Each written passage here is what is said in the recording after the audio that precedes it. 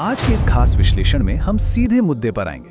हमारा मकसद है आज के शोर शराबे को बिल्कुल किनारे कर देना और एक ऐसे शब्द की असली धार्मिक हकीकत को सामने लाना जिसे शायद पूरी दुनिया में सबसे ज्यादा गलत समझा गया है। और हाँ, इसके लिए हम सिर्फ और सिर्फ बुनियादी धार्मिक किताबों और ऐतिहासिक हवालों का ही इस्तेमाल करेंगे। कोई मिलावट नहीं, बिल्कुल क्लियर और फैक्चुअल। तो चलिए सीधे गहराई में उतरते हैं। जरा सोचिए, जब भी ये शब्द कानों में पड़ता है तो अचानक से एक अजीब सा डर, एक तनाव महसूस होता है ना? हर तरफ मीडिया में खून, धमाके और डर की तस्वीरें जहन में आने लगती हैं। लेकिन अगर हम इन सभी तस्वीरों को एक पल के लिए हटा दें तो इसकी असली किताबी हकीकत आखिर है क्या? आज हम इस कॉन्सेप्ट को सीधे कुरान और ऐतिहासिक उलेमा के हवालों से दोबारा समझेंगे। तो ये शब्द एक रूट वर्ड से निकलता है जो है जहादा। इसका बड़ा ही सीधा सा मतलब होता है कोशिश करना, सख्त मेहनत करना या किसी नेक मकसद के लिए अपनी पूरी ताकत लगा देना। मतलब इस बुनियादी शब्द में दूर दूर तक किसी भी तरह का सैन्य या फौजी एंगल शामिल ही नहीं है। ये पूरी तरह से एक बेहद सख्त और लगातार की जाने वाली जद्दोजहद की तरफ इशारा करता है, जिसमें हिंसा का तो कोई जिक्र ही नहीं है। खुद कुरान इस शब्द को किस तरह इस्तेमाल करता है, आइए देखते हैं। सूरह अल-अनकबूत की आयत 69 कहती है, और जो लोग हमारी राह में कोशिश करते हैं हम जरूर उन्हें अपने रास्ते दिखाते हैं। अब सबसे अहम बात यहाँ ये है कि इस रूट वर्ड का इस्तेमाल पूरी तरह से आध्यात्मिक लगन और ईश्वर के लिए की गई मेहनत के संदर्भ में हुआ है। ध्यान देने वाली बात है, यहाँ किसी हथियार, जंग या मैदान जंग का बिल्कुल कोई जिक्र नहीं है। तो अब इस कॉन्सेप्ट को और लॉजिकल तरीके से समझने के लिए पुराने धार्मिक विद्वानों यानी क्लासिकल उलेमा के ढांचे को देखते हैं। उन्होंने इस कोशिश को 3 बड़े हिस्सों में बांटा है। पहला, जिहाद अल नफ्स यानी अपने ही अंदर के बुरे ख्यालात और ईगो से लड़ना। दूसरा, जिहाद अल शैतान यानी नकारात्मकता और शैतानी बहकावे के खिलाफ कोशिश। और तीसरा है जिहाद बिल इल्म यानी ज्ञान और इल्म हासिल करके की गई मेहनत। ये कैटेगराइजेशन इस कॉन्सेप्ट को बेहद क्लियर कर देता है। यहाँ कोशिश और युद्ध के बीच का अंतर समझना लिटरली गेम चेंजर है। पैगंबर की परंपरा में एक मशहूर किस्सा आता है कि जब लोग एक मैदान जंग से वापस आए तो कहा गया, हम छोटे जिहाद से वापस आए हैं और अब बड़े जिहाद की तरफ चलते हैं। पूछा गया कि सबसे बड़ा जिहाद क्या है? जवाब मिला, अपने नफ्स यानी अपनी बुरी ख्वाहिशों और ईगो के खिलाफ लड़ाई। सोचिए, मैदान जंग की लड़ाई को सिर्फ एक छोटी कोशिश कहा गया, जबकि खुद पर काबू पाने को सबसे बड़ी और जिंदगी भर चलने वाली मेहनत। और इस बड़े संघर्ष को प्रैक्टिकल तरीके से जीने के लिए इमाम इब्नुल क़य्यिम ने अनदेखी नकारात्मकता के खिलाफ लड़ने के 4 प्रैक्टिकल स्टेप्स बताए। पहला कदम, बुरे ख्यालों को जहन में आने से ही रोकना। दूसरा, एक्टिव होकर उन ख्यालों का विरोध करना। तीसरा, ऐसी तमाम बुरी आदतों को पूरी तरह से छोड़ देना। और चौथा, ईश्वर की पनाह मांगना।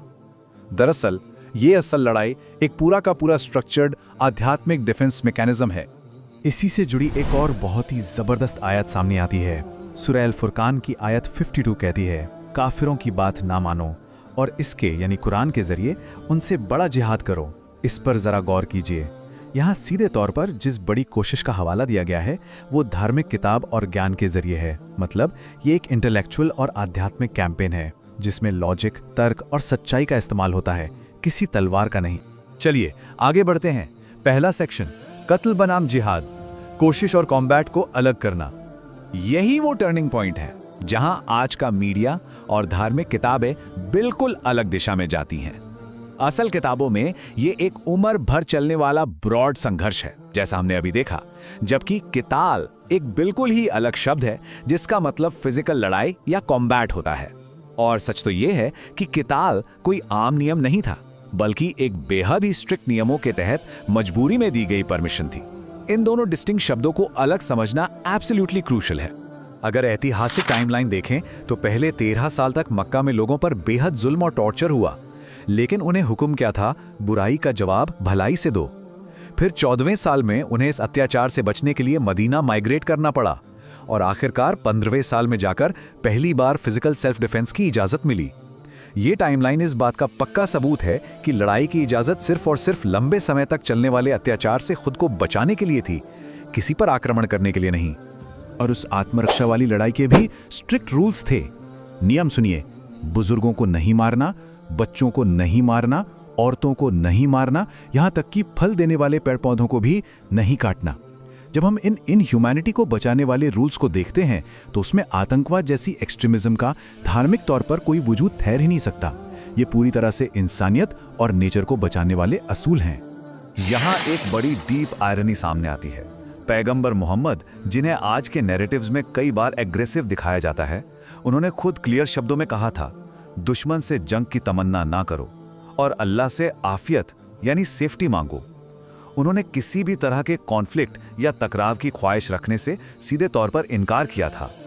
इस पॉइंट को और सॉलिड करने के लिए इमाम इब्ने कथीर का एक बड़ा इंटरेस्टिंग नोट देखिए। वो बताते हैं कि खुद धर्म का नाम यानी इस्लाम शब्द ही सलाम रूट से निकला है, जिसका सीधा अर्थ ही शांति और सुरक्षा है। ये फैक्ट्स सोर्स टेक्स्ट की असल थीम को और मजबूत बनाते हैं कि भाई साहब, अंतिम आमंत्रण हमेशा से पूरी तरह शांति में शामिल होने का ही था। अब आते हैं दूसरे सेक्शन पर, उग्रवाद या एक्सट्रीमिज्म का खंडन। आधुनिक हिंसा की किताबी निंदा। अगर हम उन मॉडर्न एक्सट्रीमिस्ट ग्रुप्स की बात करें तो ऐतिहासिक किताबों में सदियों पहले ही उनके बारे में चेतावनी दे दी गई थी। लिखा गया था कि ऐसे लोग धर्म से ऐसे निकल जाएंगे जैसे एक तेज तीर शिकार के आर पार हो जाता है। ये बिल्कुल क्लियर कंडेमनेशन है उन ग्रुप्स का जो आज हिंसा को धर्म के नाम पर जस्टिफाई करने की कोशिश करते हैं। इसी तरह एक और बेहद सख्त चेतावनी दी गई है, जो किसी गैर मुस्लिम नागरिक को नाहक कत्ल करेगा वो जन्नत की खुशबू भी नहीं पाएगा। ये स्टेटमेंट पूरी तरह से साबित करता है कि किसी भी आम इंसान, इनोसेंट सिविलियन या उनके पूजा स्थलों पर हमला करना किसी को भी धर्म के इनामों से हमेशा के लिए बाहर कर देता है, कोई एक्सेप्शन नहीं।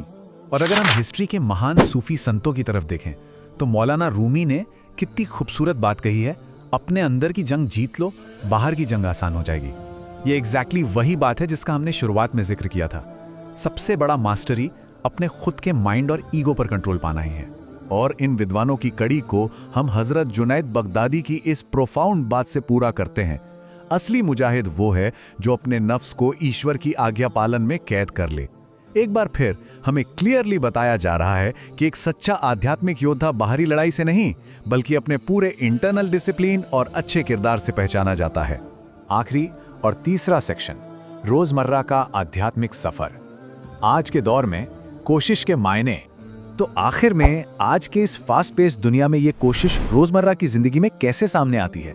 सुबह जल्दी उठकर इबादत करना, एक ईमानदार और हलाल की रोजी कमाना, अपनी जुबान को झूठ बोलने और गाली देने से बचाना, एक समर्पित डॉक्टर या टीचर बनकर इंसानियत की सेवा करना और गरीबों की मदद करना। सच्चाई यही है कि इन्हीं एवरीडे आम कामों में वो असली संघर्ष छिपा है जिसे आज भी हर रोज करोड़ों लोग बड़ी शांति से जीते हैं। और इस पूरे संघर्ष का एब्सोल्यूट पीक क्या है? ऐतिहासिक हवालों के मुताबिक सबसे हाईएस्ट लेवल का संघर्ष वो है जब एक जालिम और अत्याचारी शासक के सामने सच्चाई और हक की बात पूरी हिम्मत से कही जाए। ये क्लियर करता है कि सच्चाई की ये लड़ाई हथियार उठाना नहीं बल्कि बेइंसाफी के सामने बिना किसी हिंसा के खड़े होना है। ये एक रियल गेम चेंजर थॉट है। सूरह अल-अंबिया की आयत 107 इन शब्दों के साथ आती है, और हमने आपको नहीं भेजा मगर तमाम जहानों के लिए रहमत बनाकर। इन प्राइमरी सोर्सेस का अल्टीमेट पैगाम हमेशा से मर्सी, दया और इंसानियत की भलाई ही रहा है, टेरर नहीं। तो अब सवाल ये है कि क्या हम इस शोर शराबे को हटाकर शांति के इस सच्चे पैगाम को सुनने को तैयार हैं? इस पूरे ऐतिहासिक विश्लेषण में साथ जुड़े रहने के लिए बहुत बहुत धन्यवाद।